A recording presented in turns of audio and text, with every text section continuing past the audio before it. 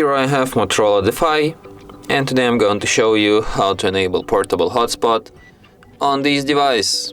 So firstly you have to go to the upper bar, and here you can find the button hotspot. So by tapping it once you can switch a hotspot. By holding your finger on it you can access some of its settings. For example, you can display QR code to instantly connect to your hotspot. You can change its name, you can hide your device, you can change its password, you can change its security protocol. In advanced you can also change its AP band.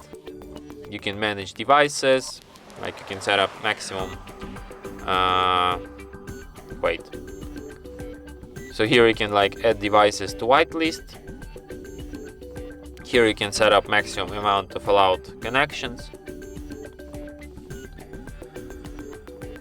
And you can set up timeout for this mode, like after 5, 10 or 15 or else minutes of inactivity, it will turn off automatically in order to save battery, So I suggest you to set up it for 5 minutes because personal hotspot is consuming a lot of battery.